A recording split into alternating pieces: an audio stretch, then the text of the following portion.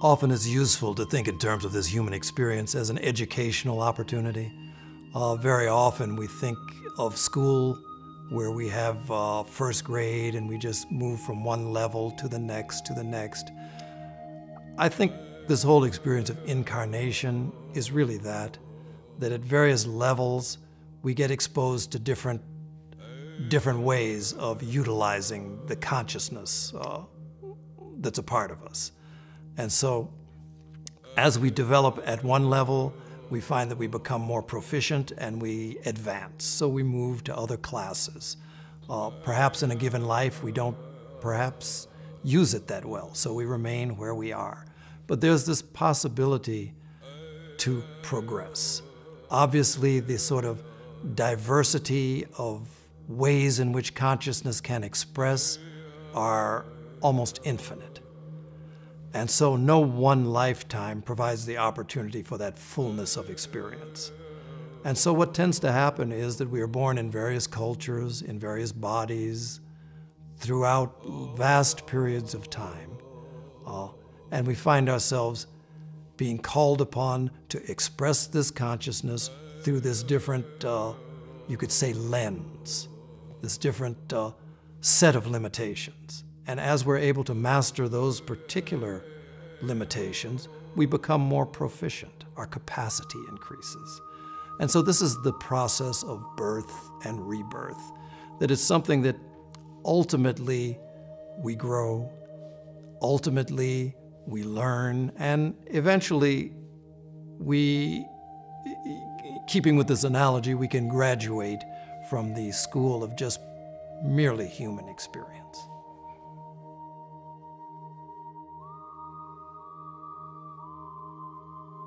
One of the expressions that's been said is that to the person who dies before they die, which is to say, who consciously embraces what death might mean before the actual physical event takes place, that when they die, they do not die, which is kind of a convoluted way of saying that as we become conscious and as we recognize that this is in fact one of the processes of life, it also keys in us an awareness that death, the opposite of death is not life. The opposite of death is birth. Life is a continuous process. And in becoming conscious, we become aware that we are actually connected with this ongoing life that has no ending.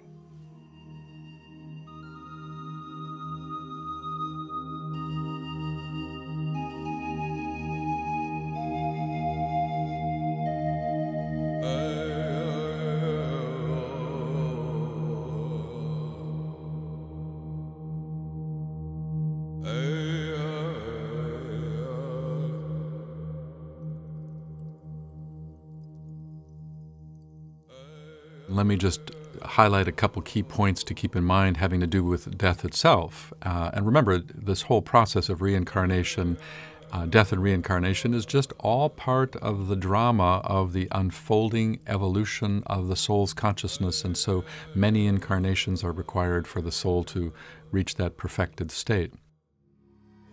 When that cord is severed, the life thread and the consciousness thread are abstracted, it's very interesting because life is pulled out of the physical body, and you still have an etheric body. The etheric body is remember, that's the energy system underlying the physical. That instrument, in most cases, the substance of the etheric body, fairly quickly is released and starts to move back to the reservoir of etheric substance. In the esoteric literature, that's called the process of restitution.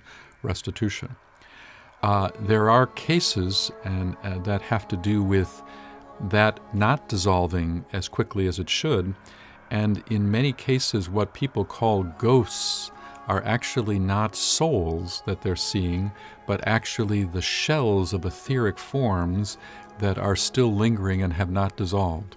So there's a big misunderstanding about what is a ghost in the mainstream as opposed to how it is viewed esoterically. It's the etheric shell that hasn't been dissolved.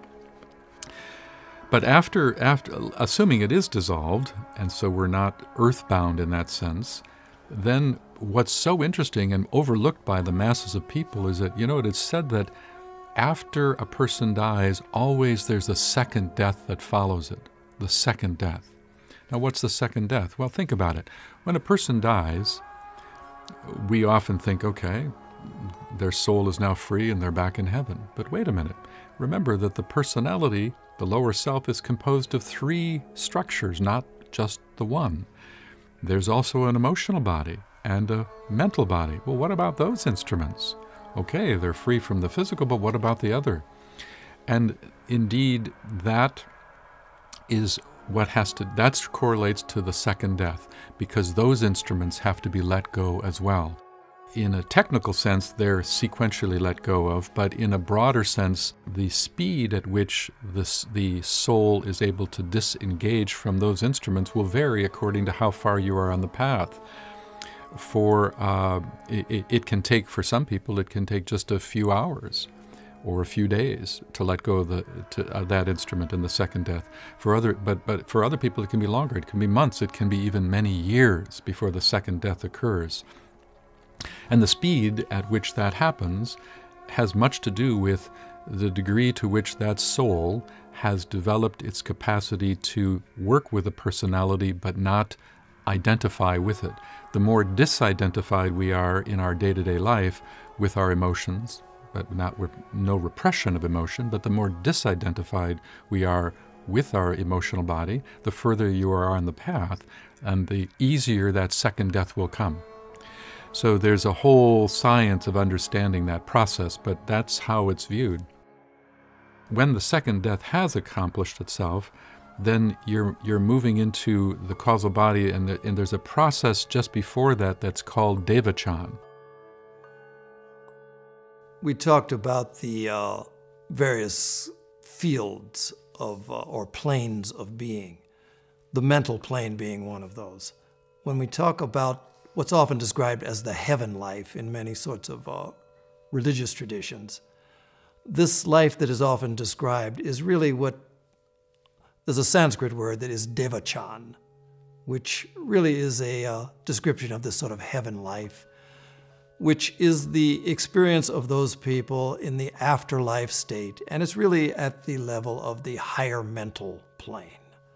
And so what it is during the course of our lifetimes, each one of us in a normal life has certain aspirations, certain very high emotions, high thoughts, often that don't get much avenue for expression.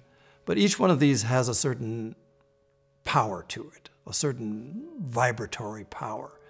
What it said happens in this devachanic state is that all of these sort of highest impulses that have taken place in us, they have a residual sort of energy about them. And that when the personality, the body, the emotions, the lower mind drop away, that this residual energy remains. And that it's something that we experience in this realm described as devachan. So whatever our highest aspirations might have been, we find ourselves surrounded by that. And this is really what's described often as the heaven world.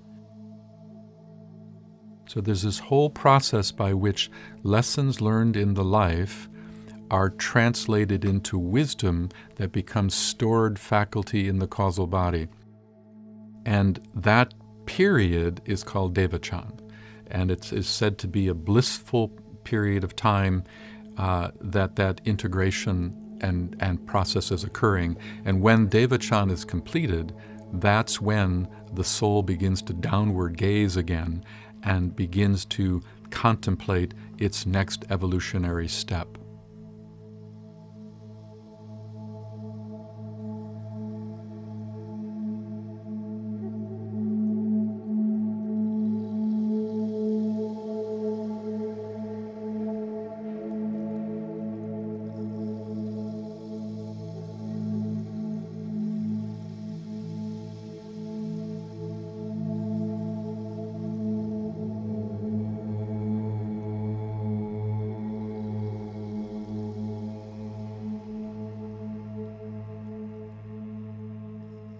the opportunities of death are largely the opportunities of assimilating that which has been experienced during physical plane incarnation. We are released from the physical body and can spend a relatively short time as a consciousness within our bioelectric field, which then disintegrates. Some say in 3 days, some say longer. If you stay too long, you can become a bit of a haunting ghost and hang around where you're not really needed. But some people's attraction to the dense physical plane is so great, or their need to right a wrong, or as in the case of the ghost of Hamlet's father, to correct a murder and so forth. There can be kinds of haunting phenomena where people still occupy that etheric field. But generally they go on into the wilderness. 40 days wandering in the wilderness. It is an allegory for life upon the astral plane. We work out many desires that we have had. We experience them, but generally they are unreal. There are certain summer lands and relative heavens, relative places of harmony during our sojourn on the astral plane. And some people rise no higher than that before they return to their soul body. But according to the nature of our desire, so will be the stratum that we focus upon in the astral plane for X number of years after death. Now, the Tibetan warned us against being dogmatic about XYZ number of years spent in the internal worlds.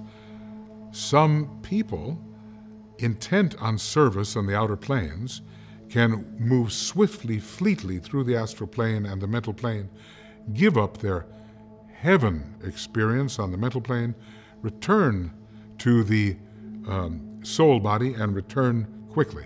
Others don't even have to go back to the soul body. They preserve their astrality and their mentality intact, and from that point are able to seek incarnation within just a few years. Those who are fairly developed in their life of service may do that. And if they develop a degree of continuity of consciousness while they are in their normal personality mind, so they can slip in and out of the body and be aware of what's going on in the astral plane and so forth, they can possibly choose this method of rapid return. But let's just say we have a lot of desires which just are not met here on this plane. And the astral plane gives us an opportunity to at least attempt to fulfill some of these desires. Some of them are not capable of being fulfilled. Some of them are evil. With the lower levels of the astral plane, the 6th and 7th subplanes, we are to have nothing to do. And none of that type of matter is supposed to enter our emotional body. Those are the, as the Tibetan describes it, the hell worlds of the average believer. And we are supposed to be working on the upper 5 subplanes, where we have such things as idealism, imagination, astral clairvoyance, astral psychometry, astral clairaudience. All of these inner faculties are fully developed and experienced on those levels. But Master Morya advises us, if we are disciples, move swiftly, fleetly through the desert, fleetly through these astral experiences. Do not wander for 40 years in the wilderness, and make your way into the next level, which is the lower mental plane, where our higher faculties are developed through intense concentration without interference. It's still a semi-illusory world, but we are able to build up the faculties that we have not fully expressed in the outer plane. We work in what's called Devachan. Devachan is another name for heaven, and it's found on the 4th level of the mental plane. And for those who earn it, much progress can be made there. so that we fulfill our higher mental aspirations and become incarnated in a way that is more equipped during the next life. Now, some sacrificial, serving souls, if they've earned the right to do so, forego their devachan. Master DK talks about this. It's just not, you can't just do it because you want to, but if you're at a certain stage of development, you can re-enter rapidly, pick up the thread of service, and preserve consciousness of your previous incarnation in a form that is useful enough to utilize, because your astral body does not have to be reformulated. Your mental body does not have to be reformulated. If you go all the way back to the soul center, then you follow the normal method of appropriation. The notes has to sound. We gather new material, and the repository of our experience is in the mental unit, in the astral permanent atom, in the physical permanent atom. These are technicalities, but suffice it to say, we don't have a full-blown astral body, a full-blown mental body containing all the things we had before. But we can have that if we are intent on service, if we've developed some continuity of consciousness and are ready to return rapidly, foregoing the bliss of the Devachan world. Most people, however, even highly developed people, will shed their desire body, dying to it, just the way we died to our etheric and physical body, and go into the mental body, experience their Devachan world, build up faculty for their next incarnation, undergo the dissipation of the lower mental form, and enter the egoic lotus, enter the causal body, enter the soul body, from which a new incarnation is planned, reformulated, its rays and astrology thought through, and the process of appropriation begins all over again. As long as we are not an initiate of the fourth degree, the causal body is home. The egoic body is home. We're not going to break out of that. But we are in the presence of the great solar angel as the angel of the presence. And there's so much of bliss and understanding and realization of the past several lives and several lives to come that we plan properly and reappropriate.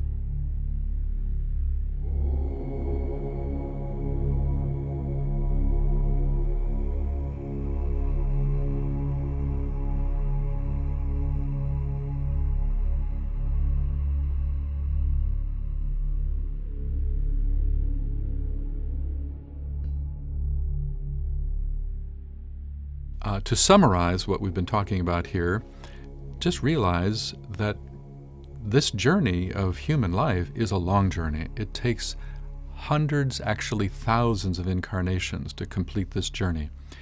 And that at first it's all about slowly building personality, building the ego, and eventually then beginning to integrate that personality, that ego into an effective force in the outer world. That then leads to the readiness of the soul itself to begin to inspire and awaken that personality, and slowly over time begin to convince that personality to yield its authority and allow it to be the outer agent on behalf of the soul's intention. And that process leads to measures of soul infusion, where the soul slowly starts to infuse into the personality, and the degree of infusion is just having to do with talking about how much of the personality has let go and how much has not yet let go. And there's a whole science in this philosophy having to do with those incremental levels of infusion, and we call that the science of initiation, that there is a whole initiation process that takes place Several initiations lead from the awakening to the place where we would call full enlightenment and to become a master. All of this is a process of movement from the fourth kingdom of nature to the fifth kingdom of nature and entrance into a whole nother regime. And from that point forward, the necessity of incarnation and reincarnation goes away. And for most souls, once that successful process has occurred, reincarnation doesn't happen again unless by choice. Prior to that, up to that point, you have no choice. Reincarnation is an inescapable reality. Many people believe, over the years I've met many people who would say to me, I'm convinced this is my last incarnation. And yet if they really understood what that means and the implications of that, it's staggering. What often happens is people, they look at their lives and they say, this life has been so difficult, I've learned so many lessons, I've paid my dues, surely this is the last incarnation, I'm not coming back. That's really the personality speaking of its fatigue over the challenges of the incarnation. But it really it is not a true statement to say that this is my last incarnation. That doesn't occur until what we call the fourth initiation. So that's perspective to keep in mind as you think about this long journey. The good news is that the further you go, the more joy there is as well.